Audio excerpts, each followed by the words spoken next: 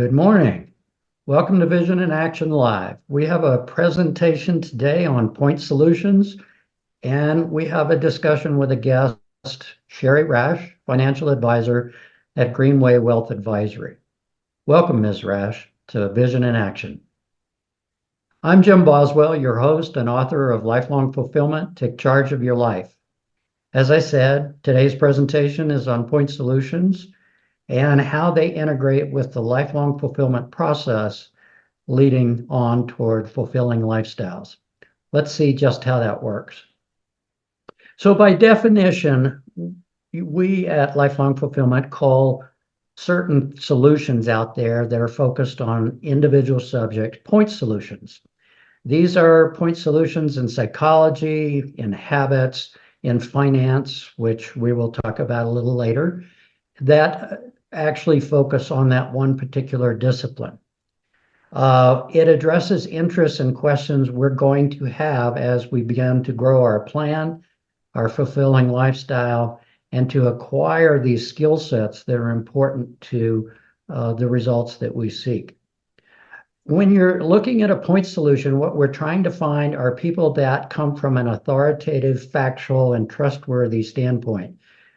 Because we don't want to do the research and work that they've done. We want to glean the essence of what they've done so that we can apply it to our own lifestyles. And you will find these in books, research papers, databases, statistics, and amongst experts. So podcasts are really good, and most experts these days podcast. So there's multiple ways to get the information you're going to need. Furthermore, the point solution, just to remind you, is about the what and why of a particular subject, say personality profiles or dealing with habits. It's not the A to Z about how that gets done, how it integrates into everything else you're doing, what your priorities are, how you get it accomplished and measured, and how it adapts to inevitable change, which is going to happen. So let's look a little further. This graph is designed to give you, or this table is designed to give you some kind of a feeling for how all this works. So lifelong fulfillment across the top is the all-inclusive process, of which point solutions are a part. They're in the left two columns. So you're going to be looking for point solutions in everything from archaeology down to science and religion, maybe music, math, law, history, whatever suits your particular lifestyle. And you're hoping that those points solutions are authoritative, factual, and trustworthy, as we mentioned previously. And there are the places that you get them in books, research paper, databases, etc. So what that delivers, in other words, what's in it for us individuals is we improve our self-knowledge. We improve our resources that we can bring to bear. We learn to deal with constraints and restrictions like finances. We learn to deal with timelines and overall lifestyle planning. And we can set now planning actions, objectives and tactics. We can accommodate feedback, integration, realignment, and continuous improvement. So it's all of a group, so we focus on providing and making sure that you understand where these point solutions are and how to get started using them. So let's take a look at an example. Let's say you want to learn something about worldwide economic development and you know nothing. Well, what we're going to look for is, again, back to books, data, analyses, and experts. We're looking for those that are credentialed, those that are published, and those authoritative sources that have awards and recognition. And what we're looking for is probably more than one source for any one subject, because we're looking for where they wind up in agreement. Not everybody agrees in every discipline. And what you want to look for is a little bit of consensus before you accept that into your life plan. And if you don't know anything about how to do online research, we recommend you look at brilliant.org as a starting point to learn to do it. So I went online and looked at worldwide economics. And on page one of my browser, I have 8 groupings of data that goes everywhere from the International Monetary Fund, all the way to a book called Factfulness by Hans Rosling, and lists an additional set of resources up to 20 pages of books on Amazon, 78 books, and 25 audio books in the Southern California library system via ebooks. A huge amount of information. Now, at this point, you don't know what you want to do. So you're going to have, these are raw data, and you're going to have to learn to deal with raw data and learn to work with it. Let's look at the next page. So nonfiction books generally, particularly from my perspective, are a source of first resort. And it's nice to supplement those to stay current with professional periodicals at the leading edge of research. Books that conform, books and other sources that conform to the rules of evidence, statistics, scientific method to define their truth and trustworthiness are the best to rely on. And obscurity doesn't really inhibit, because many publications in academia and elsewhere are going to be obscure to you, but oddly enough, on internet searches, you will find them. So don't be shy to use that, particularly as those are going to be more current. Governments, nonprofits, institutions, all may be accessible data troves for your research. And actually, nonfiction ages pretty well, but look for currency. We've described to you the half-life of facts. You know that it's fairly short, so you know if you want the current wisdom, you're going to have to get something somewhat current. And here's a few examples of books where you might start. Myth, Lies, and Downright Stupidity by John Stossel. Physics for Future Presidents by Mr. Richard Muller. The Power of Habit, Why We Do What We Do by Charles Duhigg. And Range. All of these are starting points. They're not total solutions in any one discipline, but it's a good way to start. And all of these are listed on the website lifelongfulfillment.com. You can go directly there, and podcast versions of many of these are also available. So in a few minutes of just doing this example research, we've shown you how to connect with research information. You don't have to go to the library anymore and go through a card catalog and keep 3x5 cards to get the job done. Hallelujah for that. Incredible resources for data and analyses from dependable resources are available to you. You can dig down into the details and specifics and see what's available once you have assessed what's you're going to be able to use, because you're going to have some kind of goal in there where some of the data won't apply, but others will, and you'll want to go after the ones that will in more detail and in more depth. You'll want to consult an expert or a practitioner if that's available for advice, steerage, or referrals. And you're going to be doing reading and research now with information that you can trust, and you'll be able to do this with a lot of confidence. So you use this process repeatedly in lifestyle planning. So once you've mastered it and learned how to not be fearful about doing original research, reading books, marrying up authorities' information and looking for some consensus, then you're going to be in a powerful position to develop in any discipline that you care to. I would like to make a comment about books. Some of us regard books that are not relatively free through the library, that are ebooks or these kinds of things. Hard copies are kind of hard to justify these days. You'll find a very active aftermarket in hard copy and soft copy books if you're interested in going after books. I do it all the time, and I find it's a really good way. It's not terribly expensive.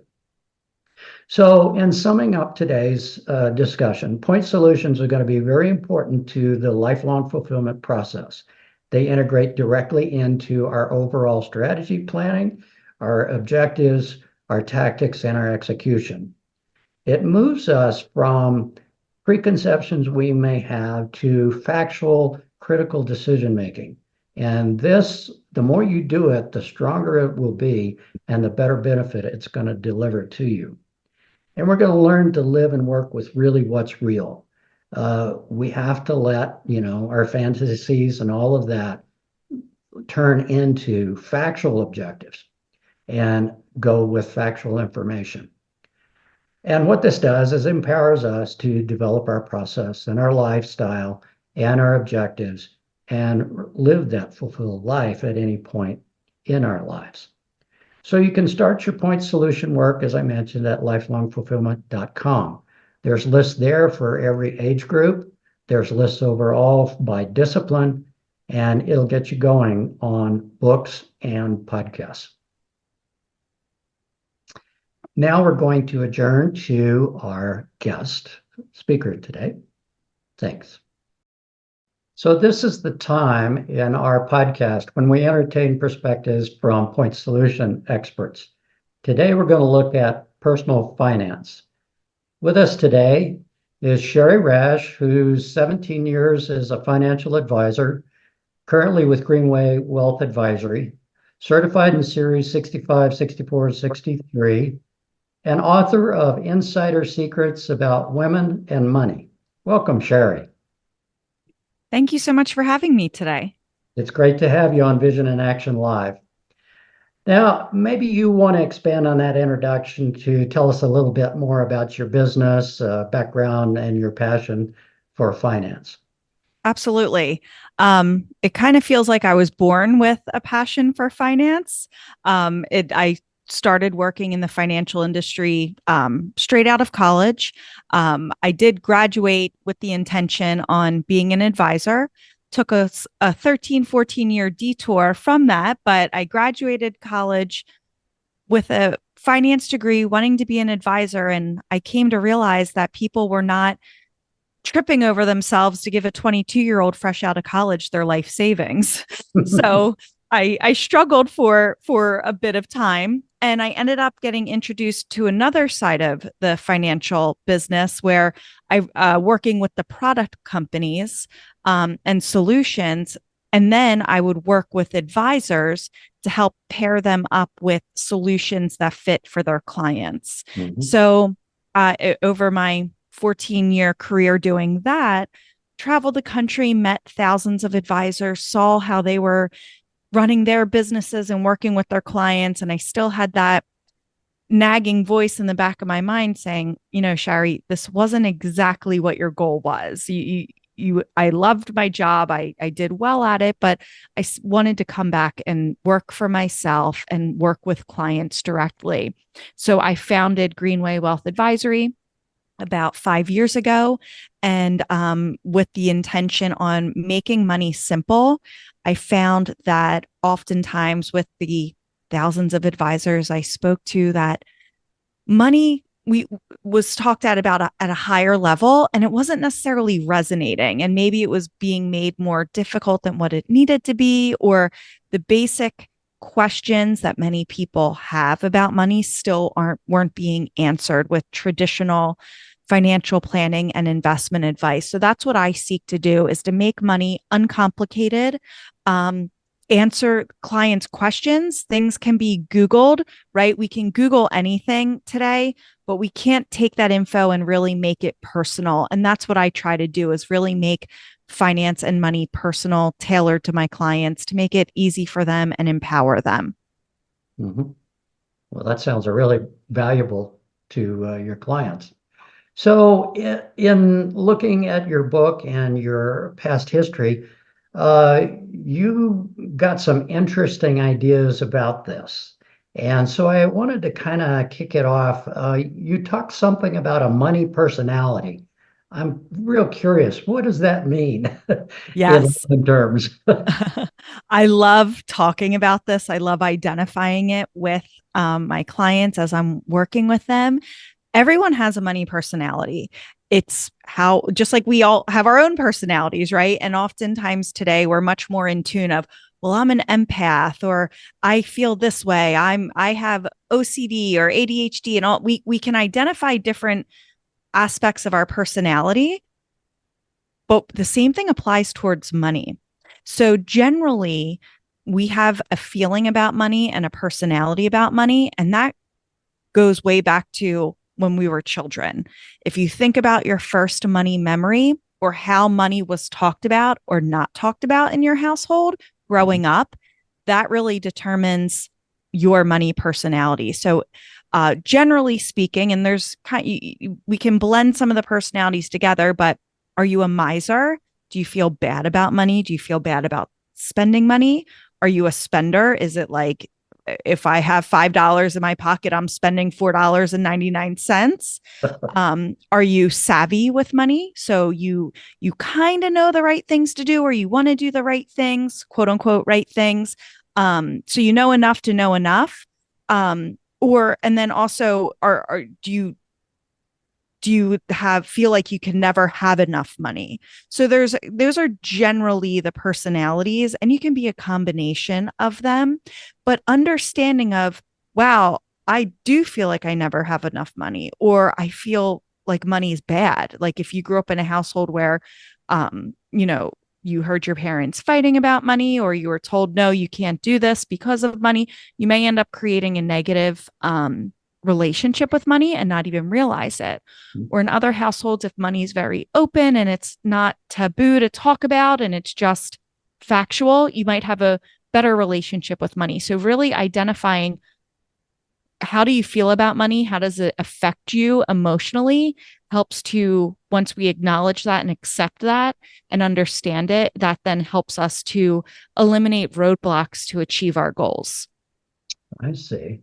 But we do a bit of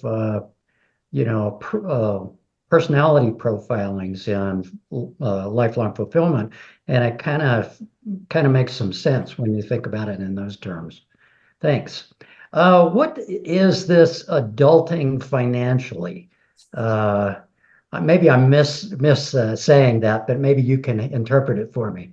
Well, that's a slang term, I guess you can say, full on adulting. So Okay. that's, picking out furnishings for your house is now exciting, right? Or, doing all of these things that adults do. It kind of feels like I'm an imposter. I still feel like I'm 21 years old and not a 21-year-old's body. So it's like, oh, I guess I'm just doing this adulting thing. Okay. But the problem is that we get jobs, we graduate college, or we get jobs, we start businesses, and we're all just kind of expected to know how to do money stuff. We're expected to know how to save for retirement the day we start working, invest, get life insurance, manage our bank accounts, pay for our kids' college, pay for our kids' everything. And no one teaches us any of this. So that's what I strive to do is I didn't want to make adulting harder than what it needs to be for my clients so I give the education that we've been missing for so long. Right. So Right. that's what that is. Yeah. Yeah. And I would have to confess that my history included, some knowledge, but I had to get slapped upside the head to get wise about, hey, I need to act like an adult and know the skills and how it works. Yeah, So, oftentimes we don't get involved in our finances or until something bad happens or something forces mhm, us to. right. And usually then it's stressful and it's never too late, but it feels like it's too late. So learning these skills when we're younger really just sets us up for success for our lifetime. Right. Now, my understanding is you kind of have some reservations about traditional budgeting. And maybe you could share some of those reservations and maybe give us some other alternatives. Yeah. So we don't say the B word. I try not to say the The B B word. word. Okay. So yes, budgeting again, and it comes down to your money personality. There's some people that love a spreadsheet or they'll say like, yeah, I have a budget and here's my spreadsheet of it. And it's like, okay, does that really work? Traditional budgeting only works about for only works for like 30% of the population. And again, that comes down to like your money personality. It doesn't work for everyone. If you are a spender, a budget's not going to work for you because you're going to feel restricted and kind of like a caged animal, right?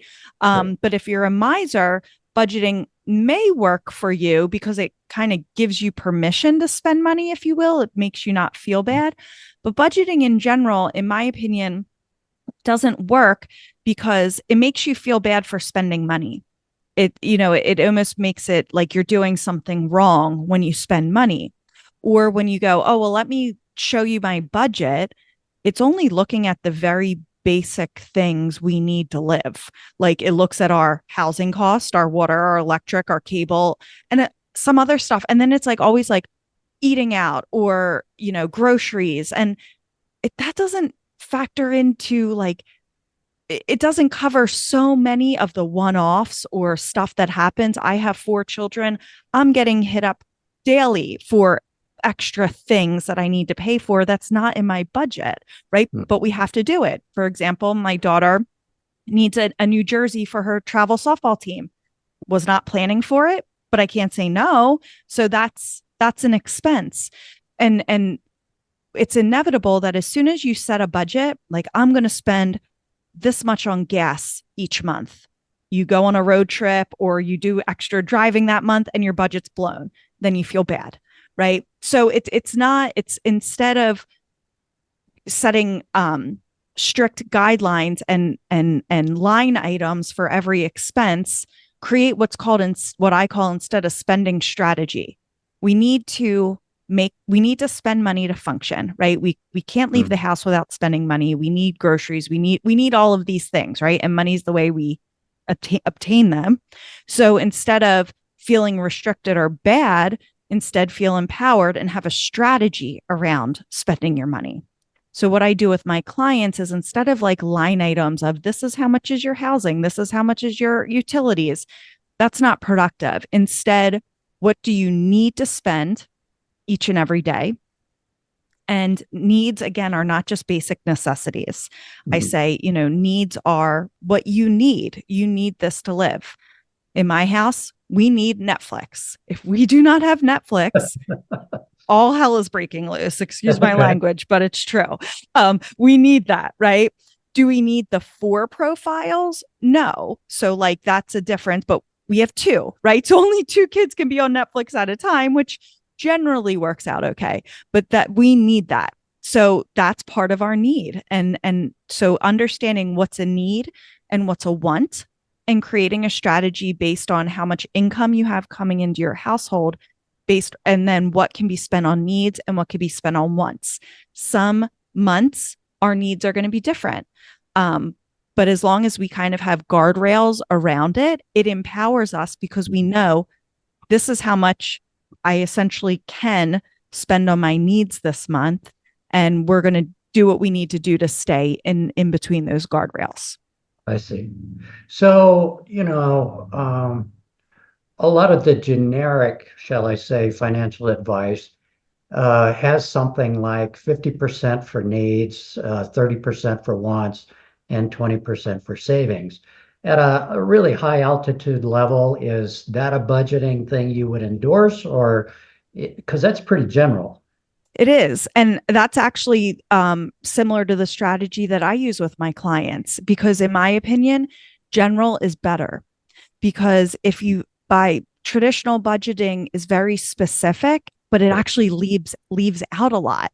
So when you split up your money with what's a need, what's a want, and I actually call it wishes, every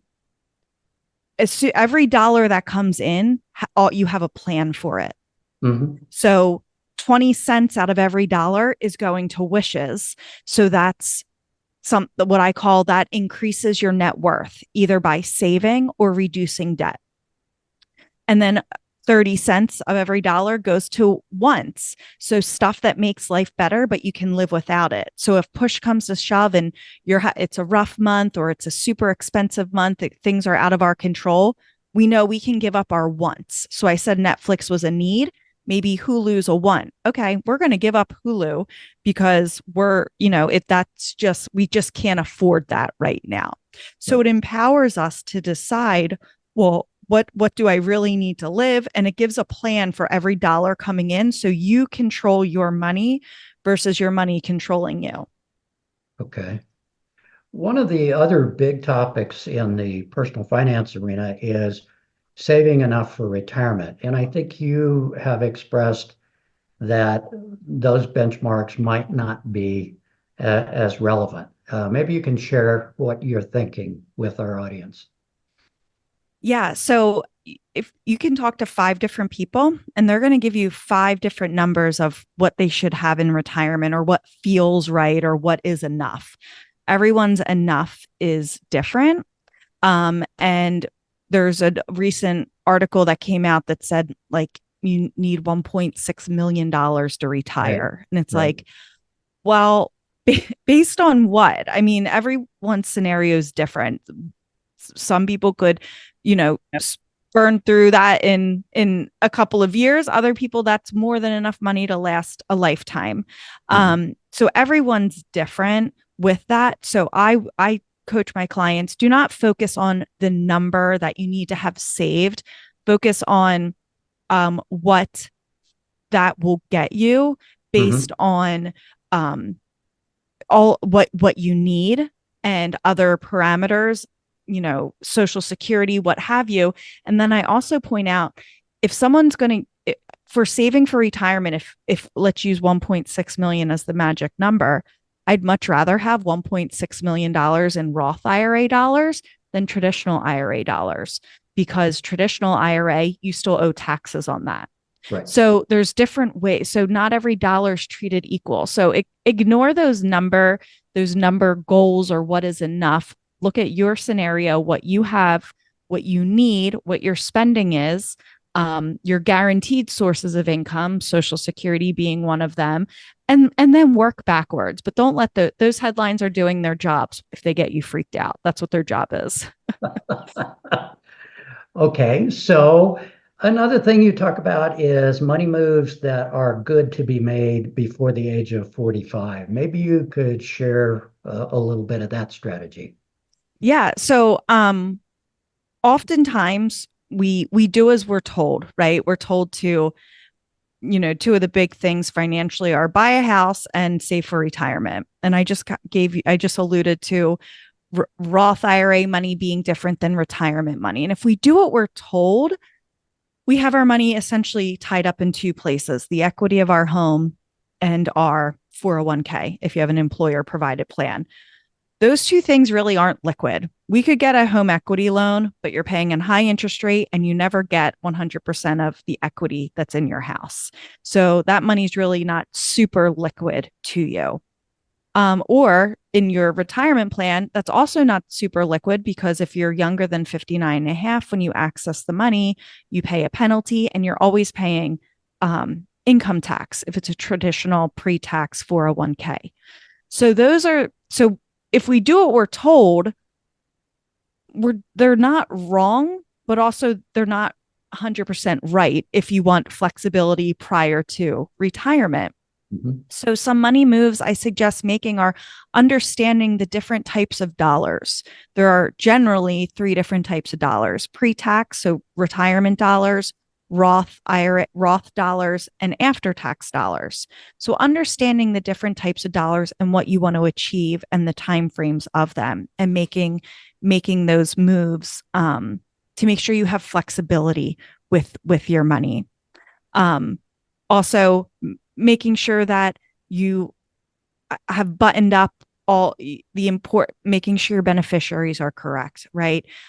If you have children and a estate plan, these are things that aren't fun to talk about, but it's kind of like we got to get them over with and deal with it, to avoid a lot of headaches in the future.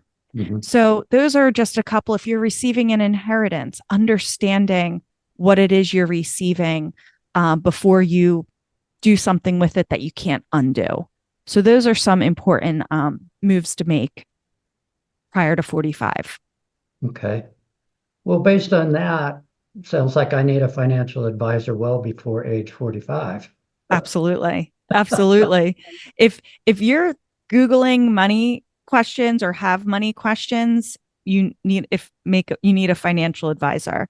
The problem is that if you meet one advisor, you meet one advisor. Every advisor is different, and the way they work with their clients are different. The way they run their practices are different. So you Mhm. need to find one that fits what you're looking for. So I say it's like dating.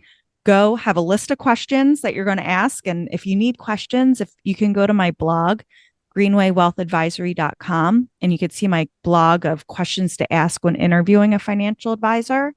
And I also help you out. I also give the red flags based on their answers too. So I make Okay. it real easy for you. But having the questions, knowing what you want, and you'll get a feeling, just like we have a feeling about money. You'll get a feeling when you're speaking with that person of, are they a fit for me? Are they going to help me? I say, whenever something major in your life happens, usually there's a money impact. So you have a child, you lose a parent, you buy a house, you change your job, you lose your job. All these major life things have a financial impact on you. And your advisor should be one of the first handfuls of calls you make. And Mhm. if you're like, man, I really don't feel like calling them, or like, I don't like talking to them that much. If you're not, if that person is not someone you can picture yourself calling when you're vulnerable, you're sad, you're scared, you're happy, then they're probably not a good fit for you. Oh, okay. All right. Well, I only know the traditional styles, so I never could call them. Yeah, right. Exactly. So, Shari, we're kind of coming toward the end of our discussion. I wanted to offer you the chance to talk, if you have any impressions about how this marries up with lifelong fulfillment, which we do, and any last thoughts for our audience about, financial matters. Yeah, absolutely. Lifelong fulfillment. You say everyone deserves the greatest fulfillment in life and to live the life of their dreams. And I think my message and my story goes hand in hand with that, right? If you feel empowered, if you're happy, if you can do things that you've always wanted to do, that usually goes hand in hand with feeling confident and comfortable with your finances. So there's so much information out there, but lifelong fulfillment helps the reader understand who they are and what they want out of life. Mhm. So, and I think my messaging is similar. So I see so much that goes hand in hand with both of our messaging. I'm just more focused on the money aspect of it. But I think it's a great message, and definitely a tool that everyone can benefit from. Well, good. Thank you. And remind us again where people that see you here on the podcast can reach out and touch you. Yeah. My website is called greenwaywealthadvisory.com. greenwaywealthadvisory.com. I have my own podcast called Money Chic. So that's everywhere you find podcasts, CHIC, which stands for confident, healthy, informed, and capable. I have a blog on my on my website as well that you can check out. I'm always refreshing content there. And then lastly, my book, Insider Secrets About Women and Money, you can also find on Amazon. Great. Well, thank you so much for joining us on Vision in Action Live today. It's been a real pleasure. We hope to see you again. Thank you for having me. It's been great. Thanks.